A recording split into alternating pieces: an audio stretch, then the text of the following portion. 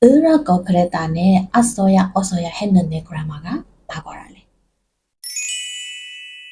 그라마는 굴롱가 나온다야지 액션 듣고 뭐마 물러야 돼. 내면다다 비친수에도 보고 법야라지 두베매. 으라고 그랬다가 자로အခုစဉ်းစားကြည့်လိုက်တော့အဲ့လိုလုပ်ခဲ့ရင်ဒါမှမဟုတ်မလုပ်ခဲ့ရင်ကောင်းမှာပဲဆိုပြီးတော့အခုရနေတဲ့ရလဒ်ပေါ်မှာမကြည်မနှက်ဖြစ်နောင်တရတဲ့သဘောကိုဖော်ပြတာ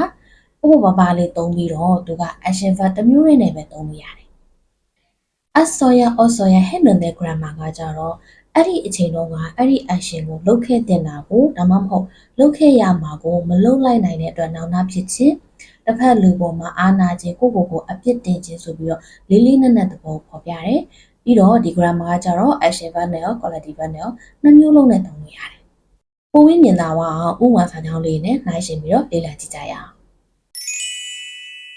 비가 많이 오네요. 우산을 챙길 걸 그랬다.မိုးအရမ်းရွာနေတာပဲ။ထင်းယူလာခဲ့လိုက်ရမှာ။ထင်းမယူလာခဲ့လိုက်ရတဲ့အတွက်အခုမိုးဆိုနေပြီ။အဲ့ဒီမိုးဆိုတာကိုမကျင့်တတ်ဘူး။ယူခဲ့လိုက်ရမှာဆိုတဲ့သဘောကိုဖော်ပြတယ်။ 비가 많이 오네. 우산을 챙겨야 했어.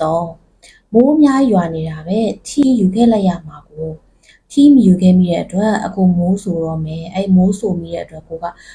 အပြစ်တင်မိတယ်ဒါမှမဟုတ်တစ်ဖက်လူရှိနေတယ်ဆိုလဲတစ်ဖက်လူကိုအားနာတယ်ကိုထင်းယူခဲ့လိုက်ရင်ဒီလိုမိုးမဆိုတော့တဲ့သဘောကိုဖော်ပြတယ်ဒါဆိုရင်ဒီ grammar လေးနှစ်ခုကိုခွဲပြီးတော့သုံးသပ်သွားမယ်လို့ထင်ပါတယ်နော်시간내셔서감사합니다